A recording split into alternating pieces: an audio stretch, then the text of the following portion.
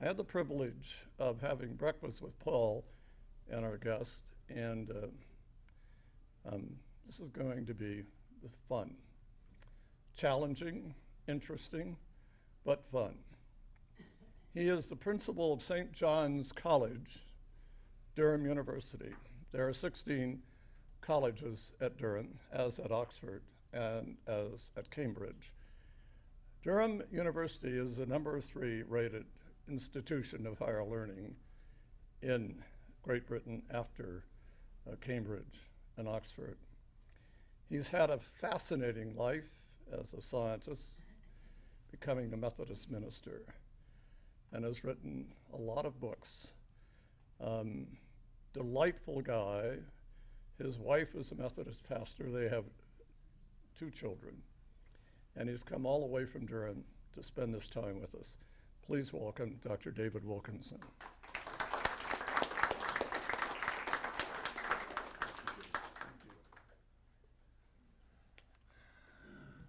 Good afternoon, everyone. Thank you so much for the invitation to be with you. George, thank you for the introduction. And it's a real honor and privilege to be with you, listening to all of the history about this club and the many people that you've had. And I'm a mere astrophysicist here amongst you. I was on a train. I live in Durham, which is northeast of London, about 240 miles north of London. And I got on a train at Durham on the way to London, sat down beside someone, and they decided they wanted a conversation. They introduced themselves and said, "What do you do?" Well, I said, these days I'm a Methodist minister and I teach theology at Durham University. You never quite know when you say that what people's reaction will be. And this man's eyes seemed to fill with fear as he thought to himself, oh no, all the way to London sitting beside a religious fanatic. So he quickly tried to change the topic of conversation. He said, "What did you do before that?" Well, I said I did research in theoretical astrophysics. This time his eyes glazed as he thought to himself, what on earth does he mean by that? But he knew it was something to do with science. And so he asked me the question that many people have asked me over the years, and that is, how can you be a scientist and a Christian? How can you hold science and religion together? Or I guess with the subtitle, how can you hold science and religion together with integrity? Because one can live a compartmentalized life in many ways. We do this not just with science and faith, we do it in lots of other ways. But it is possible to live one life on a holy day and another life on many other days. And in a sense, all I want to do today is talk a little bit about how in my own area of astrophysics, I see a fruitfulness, a conversation between science and theology that sometimes the media doesn't often portray very well. I should, of course, say what theoretical astrophysics is. I'm sure you all know what it is, don't you? It's twinkle, twinkle, little star, how I wonder what you are. The trouble is that astrophysicists go on and complete that by saying up above the world so high, a contracting ball of hot hydrogen gas undergoing nuclear fusion. It doesn't quite scan in the same way. But for many years, that's what my business was. How do stars form? How do stars get together in a galaxy? And how does that galaxy evolve in terms of its content of gas and stars and different elements over a few 10 billion years or so? And where did all of that gas, molecular hydrogen gas mainly, come from in the beginning? What the model which we now call the Big Bang is all about. And I also worked a little bit on the death of the dinosaurs and whether they'd been knocked on the head by a giant asteroid at some point. So those are the kind of questions of astrophysics. And it was great. I loved it, and I still love it. A lot of people say to me, did the astronomy and physics pose difficult questions for faith? And the answer is yes, actually. But again, for me, quite fruitful questions, quite fascinating questions. What was interesting, and I still find it, is that not only did the physics provide interesting questions for faith, for me as a person of faith. But actually, we've got to a stage now within fundamental physics where the physics itself raises interesting questions which the science cannot answer. It raises questions of philosophy, of theology. So let me illustrate that, if I may, in 4 areas, if that's all right. 4 of the kind of experiences that you might start to have if you say, "Twinkle, twinkle, little star, how I wonder what you are." The first is this, and I hope you're ready for the seriousness of this. The universe is big. Now you might be sitting there thinking, "George, why have you invited this chap all the way from England to tell us that the universe is big? That's obvious, isn't it?" Well, it's obvious, yes, but it's not trivial. The size of the universe is something quite incredible.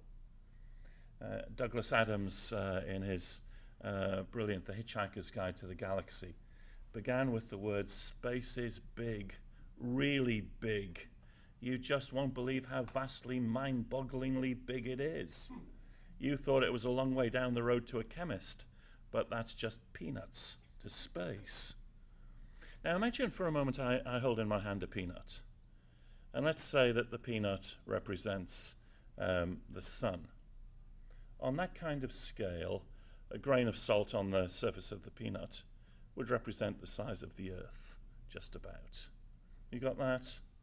Now my question is, if that's representing our sun, the nearest star, how far would I need to put another peanut to represent the distance to the next star beyond our sun?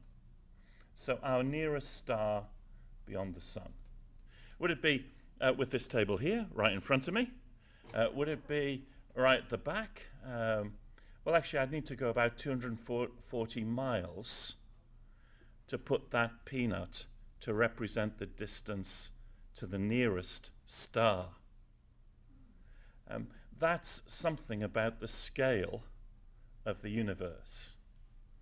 And our sun would have to be part of a collection of 100 billion peanuts to represent our Milky Way galaxy. And how many galaxies are there in the universe? Well, it's of the order of 100 billion. Now I know it's still early in the day for many of us, but if I ask the question, how many stars are there in the universe? It's very easy. There's 100 billion stars in each of 100 billion galaxies. So all you have to do is multiply 100 billion by 100 billion, and the answer is a lot. That's something like the grains of sand on the beaches of the world, if you can begin to imagine that. Now, that is not a trivial statement, therefore, to say the universe is big. At the moment, the Hubble Space Telescope can see galaxies where the light has taken 13.4 billion years to reach us. The light from the sun, remember I come from England, so I never see the light from the sun, but anyway, the light from the sun takes about 8 minutes to traverse from the sun to the Earth.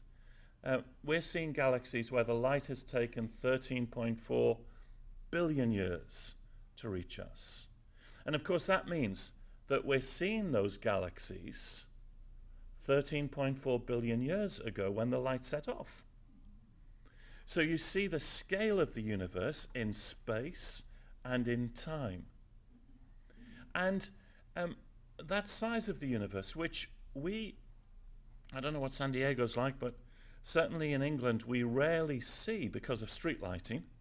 You don't get a sense of the sky. If you get away from street lighting into the desert or somewhere like that, you see the sky in a completely different way.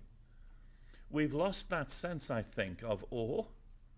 We've lost a little bit of the sense of what are human beings in the midst of this. A psalmist many years ago, you remember, wrote, "When I look at the heavens, the moon and stars, the work of your fingers, what are human beings in the midst of this?" The questions of the significance of human beings within such a large universe is of interest. And of course, are we alone as intelligent human beings is of other interest. You might want to come back in a question on that. But the universe is big.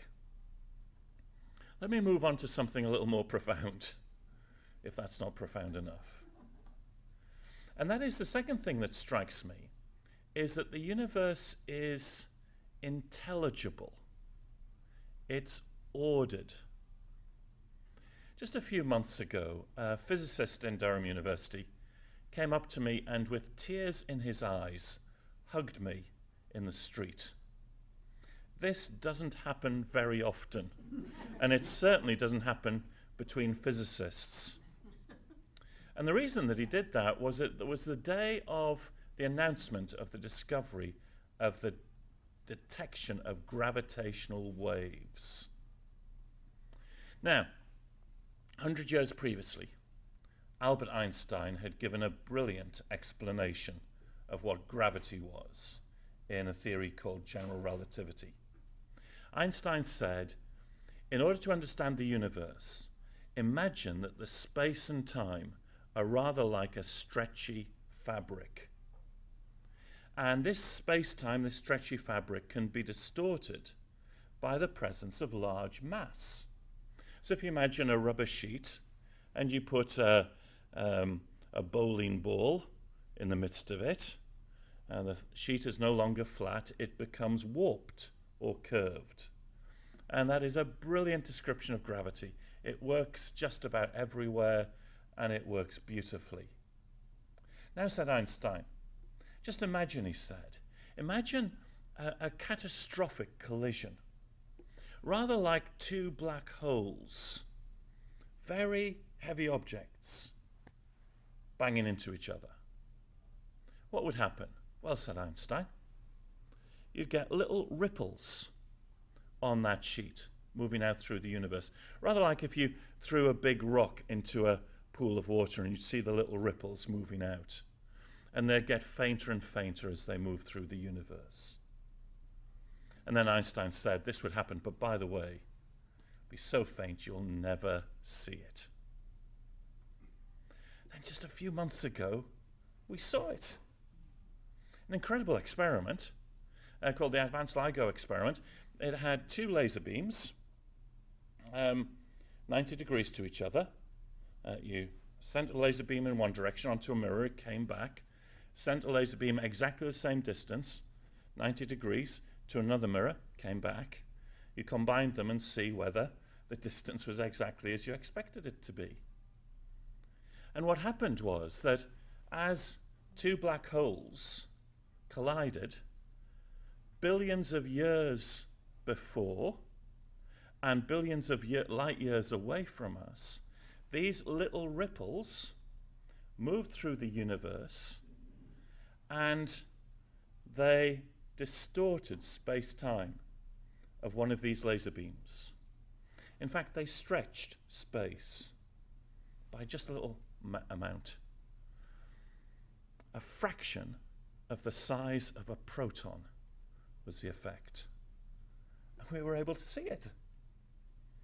Now, my friend, who hugged me with tears in his eyes, had nothing to do with that experiment. I had nothing to do with that experiment. But it was such a wonderful demonstration of the power of physics to understand our universe that someone could predict something about two black holes 100 years before and we could pick it up. It was awe-inspiring. Einstein himself once said, "The most incomprehensible thing about the universe is that it's comprehensible." You've got to think about that for a moment or two. The fact that we can understand the universe right back to almost its very first moment. The fact that we can understand what happens with gravity and black holes. Why is the universe so describable by very simple, beautiful laws of physics? And why does the mathematics of those laws of physics resonate with the mathematics of our minds? A good friend of mine is hunting for dark matter. Some of you will know what dark matter is. The universe, we think, has about 25% of it made or in the form of a kind of matter that doesn't give out any light.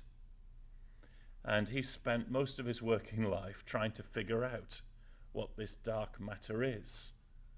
He believes, as all scientists do about their own work, he'll find out what it is. He's not a person of faith at all. He's not a member of a faith community. But he finds himself asking himself the question, why are the laws of physics so beautiful and so intelligible? Third thing, are you still with me? Is this all right so far? Yes. The universe is big, the universe is intelligible. Third, the universe seems strangely balanced. This is what Paul Davies calls the Goldilocks Enigma. The fact that there are certain things that are, just right and happen at just the right time. Let me give you an example. In the 1960s, Sir Fred Hoyle, one of the great cosmologists, was an atheist. He believed very strongly that the universe didn't begin with a big bang, it was in a steady state. And another piece of work that he did was on where the atoms of carbon, oxygen, and nitrogen that make up you and I come from. And what he discovered was that carbon, oxygen, nitrogen is made in supernova explosions of stars. These are stars which come to the end of their lives, in desperate attempt to keep going, lose control of themselves, literally. And in that process, you make carbon, oxygen, nitrogen. So Fred, however, discovered that that has to be just right. If the energy levels in oxygen were only 0.5% different from what they are, and if the energy levels in carbon were only 2% different from what they are, there would be no carbon in the universe. And to be honest, that's quite serious for you and I, because we're made of the stuff. So Fred wrote after that, "Nothing has shaken my atheism as much as this discovery." Now, there are a number of Goldilocks Enigma balances that we have in the universe. I could bore you with the next 3 hours talking about them. But it's fascinating to say, what do we make of this? Some people immediately jump to say, well, this must be a proof of the existence of God. After all, God created the universe and it's balanced. The trouble with that is that over the last couple of decades, something has become extremely sexy within astrophysics. I don't know whether that's the right term. Let's say attractive within astrophysics. And that is the belief that we may be one of many universes. That is, our universe is one of a multiverse. There are many types of theory of multiverse, but it could be that our universe is one of many where the laws of physics are just right, just balanced. And that's why we're here to observe them. In other universes, the laws of physics may be different, and there are no observers to see that the laws of physics are different. What that argument does, and by the way, I'm reasonably relaxed about the existence of other universes, although a little skeptical, because one of the problems with other universes is, to be blunt, how do you know that they're there? Because unless you pass information from one universe to another, how do you actually know that they actually exist? And the problem that we have at the moment is we have no mechanism of passing information from one universe to another. However, the possibility that there may be other universes, for me, undercuts this straight kind of argument to try and prove the existence of God from the Goldilocks Enigma. I don't think you can prove God in this way. However, I still think it's a fascinating observation that the universe is just right. Sir Martin Rees, the Astronomer Royal in Britain, says you can't simply dismiss this kind of thing, because it is so extraordinary. And he uses an illustration from a philosopher to illustrate this. The philosopher's illustration story goes a bit like this. Imagine that you find yourself, for some circumstance, sentenced to death by firing squad. And you find yourself beside a wall with 50 people with rifles, all pointing their rifles towards you. The order to fire goes, and all 50 rifles discharge their bullets. But not one of them hits you. They all impact the wall behind.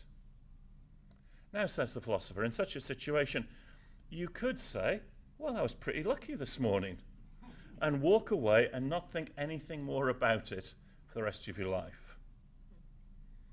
But, says Sir Martin, that situation is so extraordinary, you start wanting to ask the deeper question. Was this a mock execution? Was it the case that just as the bullets were fired, a giant electromagnet in a truck was behind the wall on the other side? Why did this happen, you find yourself asking? Well, says Sir Martin, with the Goldilocks Enigma, the balanced universe, at least it's worth a conversation to say, why did this happen? So something about the size of the universe, the fact that it's ordered, it's intelligible, the fact that it's just right. The final thing is it's awe-inspiring. Now, don't get me wrong. Science, most of the time, is not awe-inspiring. I've been talking to a fellow engineer here, and just like engineering, science most of the time is boring, tedious, and frustrating. It's about research councils who don't give you the money that you think your experiment deserves. It's about spending a night trying to observe stars and galaxies and finding that the sky is cloudy. It's about peer-reviewed journals who don't see the brilliance of your particular paper and accept it straight away. It's about Ph.D. students who don't do what you tell them to do. That's the nature of science most of the time. But there are occasions when John Hapgood, who was Archbishop of York, himself a former research chemist, would say, core, look at that moments. Or wow, look at that moments.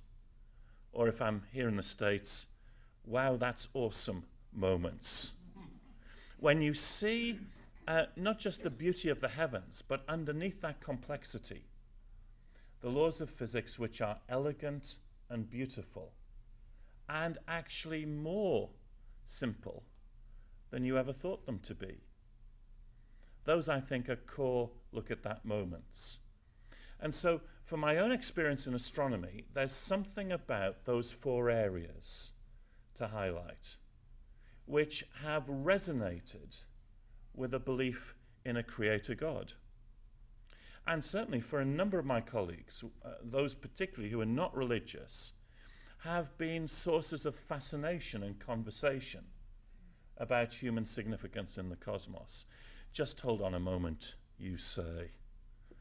You had Stephen Hawking in this title that you were given. What about Hawking and Richard Dawkins and Neil deGrasse Tyson and Lawrence Krauss saying that actually you don't need any philosophy or religion to interpret the universe? Well, with respect, I have to say that I disagree. I am a great fan of Professor Hawking's attempt to bring about a unification of quantum theory and general relativity into what he calls a quantum theory of gravity that one day might explain the very first moment of the universe's history. But that's an explanation of mechanism. It doesn't answer every question. You see, the problem with science is that science is very successful because it limits the kind of questions you ask of the universe. And there are more questions to life than just science. So, for example, what is a kiss? Well, a kiss is the approach of two pairs of lips, the reciprocal transmission of carbon dioxide and microbes, and the juxtaposition of two orbicular muscles in a state of contraction. That is a kiss in scientific terms. If I go to my wife Alison at the end of this trip and say to her, "My dear, let's get together and have a mutual transmission of carbon dioxide and microbes. Let me juxtapose my orbicular muscle in a state of contraction with yours," she would say, "Get lost." Or in other words, the scientific account is true, but not appropriate in this context. With my wife, of course a kiss is about a mutual transmission of carbon dioxide and microbes, but it's more than that. There are questions of meaning, value, and purpose. Which is the true definition of a kiss? Is it the one about meaning, value, and purpose, or is it the one about carbon dioxide? Actually, both are true, but different. They're complementary ways of describing the same phenomenon. And so when it comes to the origin of the universe, I'm quite open for Professor Hawking to provide a fully fledged quantum theory of gravity, but that doesn't answer questions of the meaning, value, and purpose of the universe. Questions that are hinted at, by the way, in its size, its intelligibility, its balance, and its awe.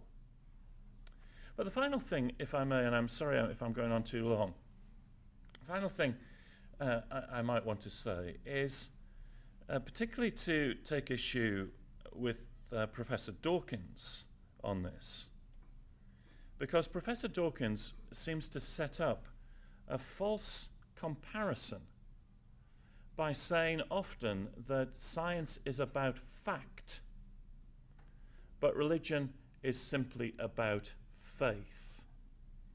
And what he means by that is the old school definition of faith, often offered by schoolboys and schoolgirls, that faith is believing those things you know aren't true, as if the God bit comes from an irrational belief.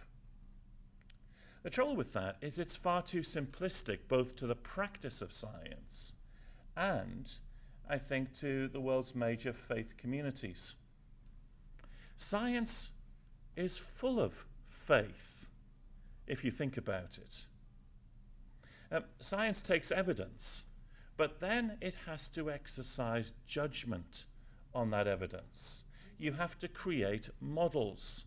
You have to then have enough courage, commitment, trust, on the basis of limited evidence, to say that I think this model works and send it to a peer-reviewed journal for publication. It's what the philosopher Michael Polanyi called tacit skills. He said science is full of human intuition and judgment, which then leads to a kind of trust in publication and community peer review. And as for me, I think my own Christian faith, if I may speak personally, has not just faith, but it also has evidence to it. For me, as a 17-year-old, the evidence of the life, death, and resurrection of Jesus of Nazareth was quite compelling for me. It was a realization for me that the only way that I could explain this life, death, and resurrection was in the strange, at the time, belief that God himself had become a human being and walked the pages of history. It's that evidence that became, and has continued to be, fundamental to my own Christian faith. Now, of course, if science and faith has some similarities to it, both evidence, both trust, commitment, there is one major difference between science and Christian faith, and that is the element of the personal. As a cosmologist, I explore an impersonal reality at the heart of the universe. It's mathematics.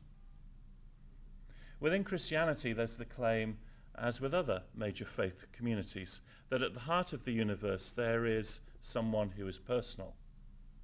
And there is a difference. I mean, as a scientist, I may ask myself the question, does my wife love me? And look for evidence for that. Does she buy me a Valentine's card? That might give me a little bit of evidence. Does she scream and run out of the room every time she sees me?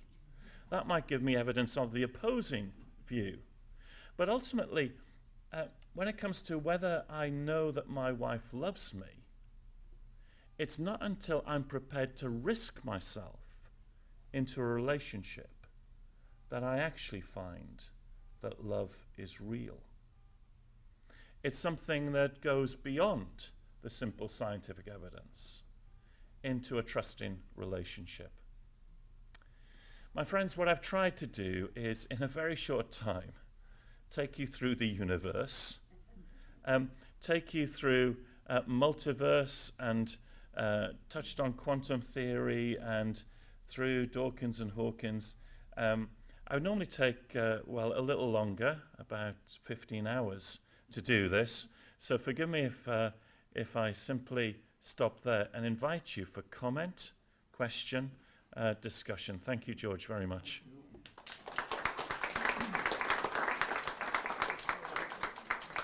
So I'm Dr. Hawkins, and he had a theory that the black hole of space, the mass was so great that no light could escape it. And then he decided that, yes, light could escape it. Can you explain how that happens? Yes, thank you. I'm glad we're starting with the most easy question. That's Oh, I thought it was kind of, okay. no. It's a very good question because it takes us to the heart of both general relativity and quantum theory. Black hole is what happens to a star when it's come to the end of its life. A star about 1.5 times the size of our sun. It runs out of hydrogen to burn, it expands, and then it collapses. And at the center, you get all of the mass concentrated in a very small area, so that the gravitational forces, as George eloquently said, means that even light at a certain point, the event horizon, can't get out of the black hole. It's brought back in. Then Hawking introduced the concept of Hawking radiation, which, as he said, let's imagine this to be a black hole. He said, on the surface, this event horizon of a black hole, space is not a vacuum, says quantum theory. By the way, if there's one take-home message from this, it's space is not a vacuum, and a vacuum isn't really a vacuum. Because the uncertainty of the quantum world means that particles and their antiparticles are continually being created, but then they disappear. And as long as they do it in a very short space of time, you don't notice it. But the event horizon of a black hole, you could get, say, an electron and its antiparticle appearing, but they might just, in a very short space of time, one side of this marriage might get dragged into the black hole and the other one left. That means that the black hole absorbs one particle, another particle, or photon, is sent off. That's where you get Hawking radiation. It's not that the light is coming out, it's that space itself is being transformed to give out light at the surface of the black hole. Dr. Clanton. Actually, I think I have two questions. One would be, how is your argument different from the argument from many centuries back that the orderliness of the universe somehow proves the existence of Yes. creative hand? Thank you. Is that the first one, and then we'll come on to the second one? Thank you. How much is my argument different that the order of the universe represents proof for a creative hand? Except, of course, that you have added a lot more detail Yes. to the scientific account Yes. than when these ideas originated. Yes, 700 indeed, years indeed. Again, a very perceptive question, thank you. The height of that classical argument, which began with the Greeks, really was the 19th century when William Paley, in what he called natural theology or the design argument, said, if I look at the universe, it appears to be a fine mechanism, a clock. Just as if I was walking across a heath and I found a watch, I'd say there must be a designer. Therefore, the nature of the universe proves the existence of a designer. I think my argument goes in a slightly different way. The first is, I want to talk about pointers rather than proofs. I want to say that our understanding of these areas of the universe leads us to a conversation rather than a logical proof. And the reason that I say that was for the exact reason that the design argument fell in the 19th century. Because you remember Charles Darwin came along and said that which you believe is the creation of God, in fact, has a different explanation in terms of natural selection. Now, at the time, Darwin didn't have a huge amount of evidence for that, but it was the one that won. And what happened with the design argument was that if you have a proof, it has to be a linear argument which says the only explanation of these phenomena is a creator God. What Darwin says was, hold on a moment, I've got an alternative explanation here. And even the existence of an alternative explanation means that that design argument as a proof falls. Similar way with multiverse. If you say, Goldilocks Enigma, only explanation, God, someone comes along and says, hold on a moment, multiverse possibility. So I think, first of all, it's about proofs rather than about pointers. The second difference for me is that Paley and others in the design argument held that argument as an argument which didn't take into account the Christian claim of revelation. That is, they said, I can prove God from the world of science, full stop. For me, I don't think I can do that, and so I unashamedly bring on the table, because of transparency and openness, that my belief in a creator God comes primarily from the conviction that God has revealed himself in the life, death, and resurrection of Jesus of Nazareth. And it's from that kind of center point that I then begin to look at the universe, rather than try and prove God. Now, I don't want to step on any toes here, George, but the movement which is particularly popular here in the US, and that of intelligent design, I think is more of a throwback to that earlier design argument than it is with the type of thing that I've been trying to describe today. Which brings us exactly to the second question. Thank you. Which is much shorter. Yeah. But let me just say that as a sociologist of Yes. religion, who is studying the rise of the secular Yes. as well as the religion, Fascinating.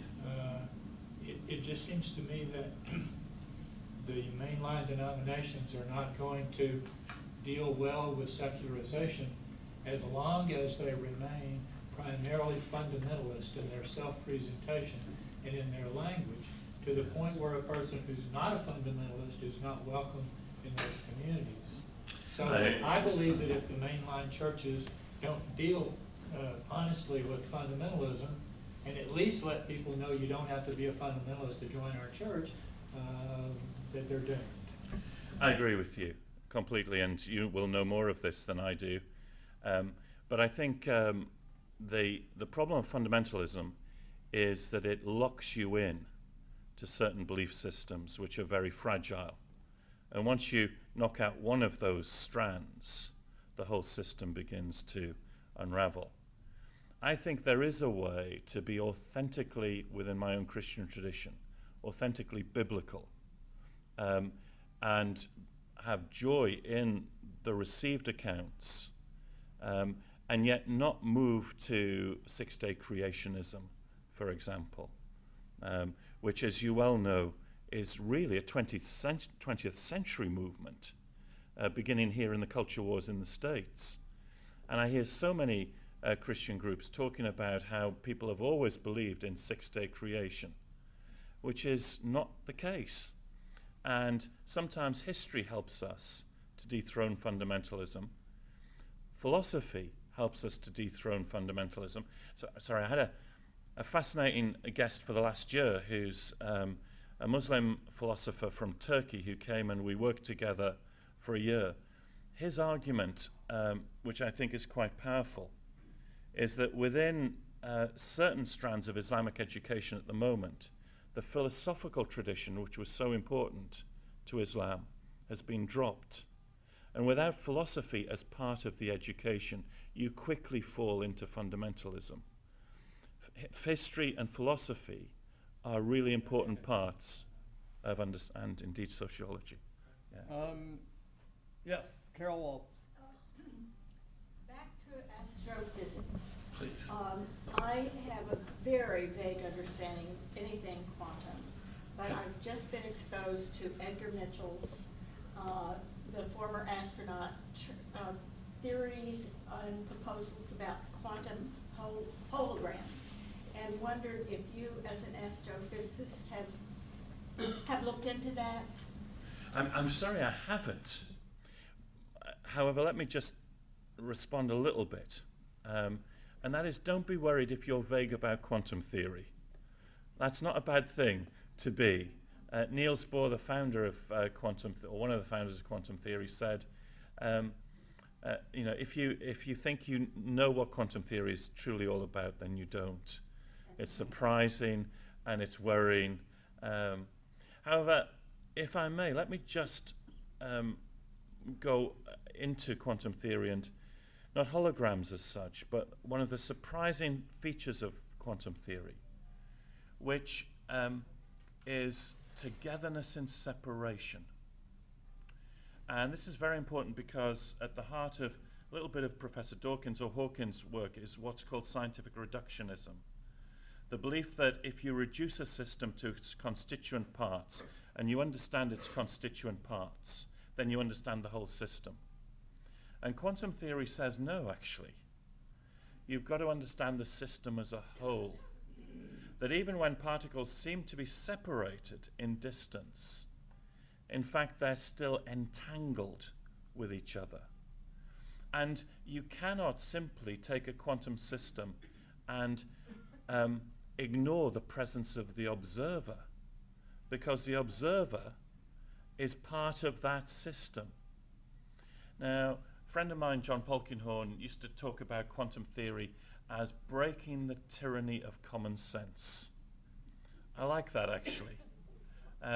Common sense is a very useful thing, but actually it can be a bit of a tyrant at times in thinking about science and about theology and philosophy. And Polkinghorne says quantum theory, if anything, breaks the tyranny of common sense. Sue Braun. Yes, two things. One real quick. I assume you feel that what we look at as God is over all the universes, not just ours. Yes. Okay, but my specific question is, how do you feel prayer works, either individual or group? Yes. Because I feel sometimes when a lot of people are praying the same thing, there's a power to it, but maybe it's just in my brain and it's not real. I mean, Well, I'm thank you very asking much, what you yes. think. It's really crass of me at this point to say, I've just written a book about that. And forgive me for saying that. It's called When I Pray, What Does God Do? So it's exactly the question that's been asked of me by you and others over a number of... you don't need to buy the book. The answer is, I'm not too sure. But I work out why. And I think there's a number of issues here. The first is that petitionary prayer or intercessory prayer has many textures to it. It varies from different faith communities. At one end, there's the sense that it is simply comforting for the person who prays, through to it changes the mind of the person who prays, who then becomes an agent of God's purposes, right through to God interacts and changes the physical world.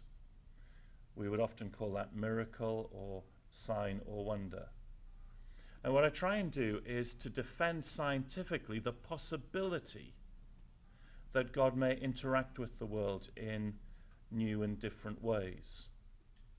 And the reason that I do that is that for so long, the Newtonian universe held sway amongst religious believers and non-religious believers, certainly in Western culture.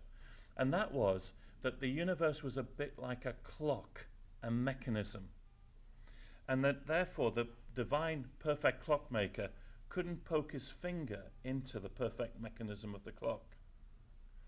The trouble is that for over 100 years, we've not believed that scientifically. Because of quantum theory and because of complex systems such as chaotic systems, which is the weather, they are inherently unpredictable. And this clockwork mechanism of Newton is no longer the dominant way to understand the world. Now, once you begin to tease that out, then it means that there's a possibility that God may work in different ways that we've not thought of before. Your point about whether praying in groups is different to praying, I think is fascinating as well. And to be honest, George, I think it's probably another talk for another occasion to get into. One of the things this gentleman is regularly heard on the BBC. He has an audience of 8 million people. I think you can understand why. I do want to acknowledge Herb Johnson, who was the head of the San Diego Rescue Mission until he recently retired, and his contributions to our city have been invaluable. I want to end by asking a question about Christian fundamentalism, Jewish fundamentalism, and Islamic fundamentalism.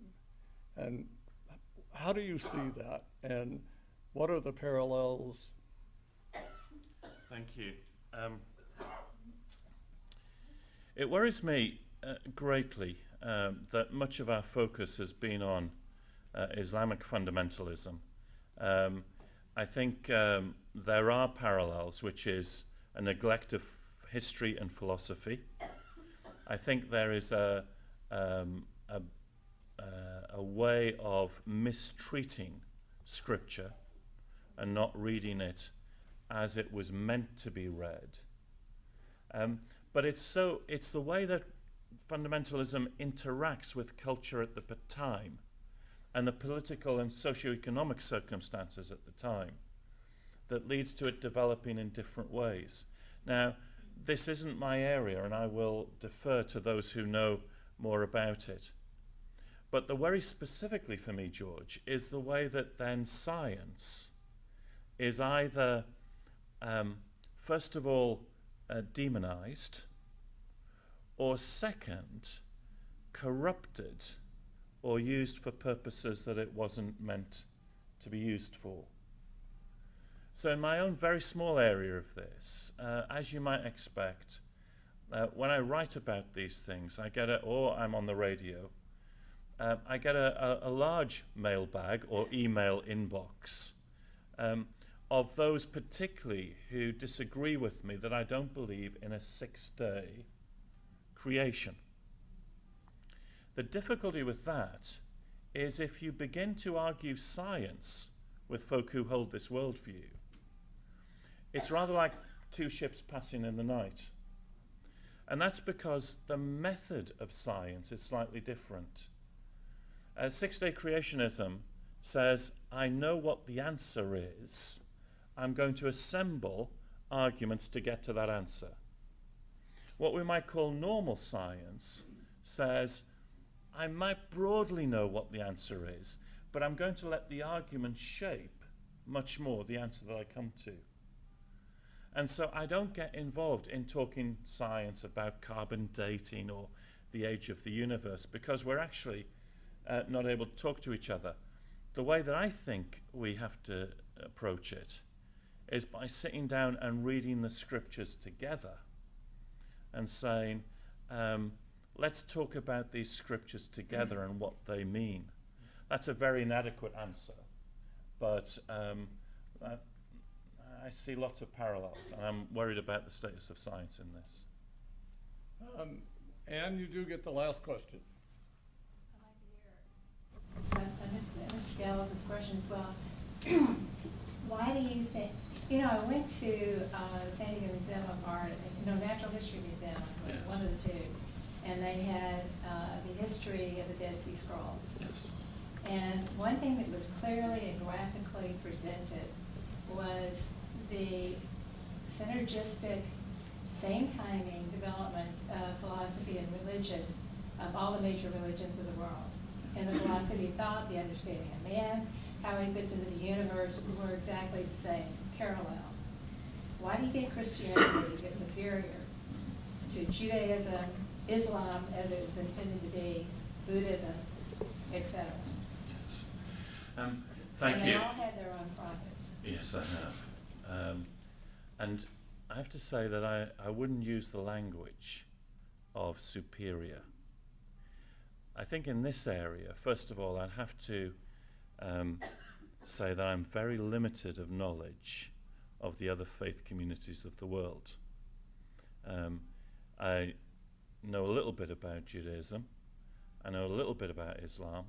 I lived in India for a little while, and I know a little bit about Hinduism. But Hinduism itself is such a complex belief system that actually to fully understand it and then to make judgments between these different faith communities is different. I think I have to say that all I can testify to is that I have encountered Christianity and it has transformed my life. I want to be open to insights from other faith communities and friends from other faith communities in a way that is about an honest dialogue.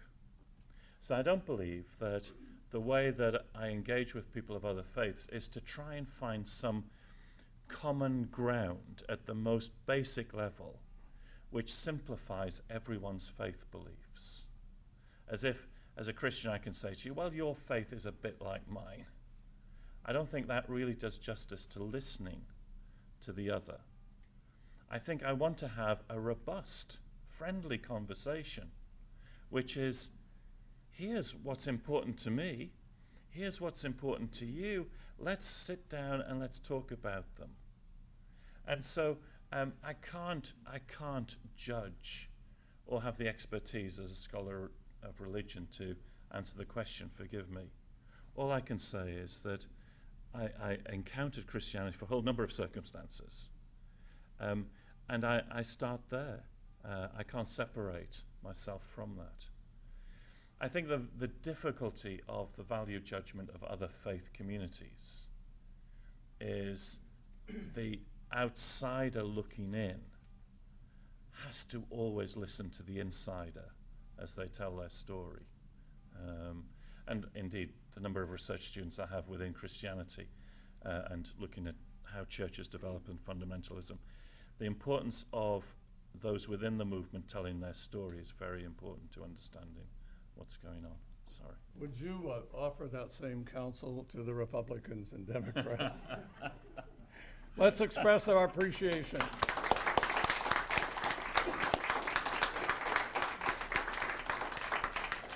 Seriously, fantastic.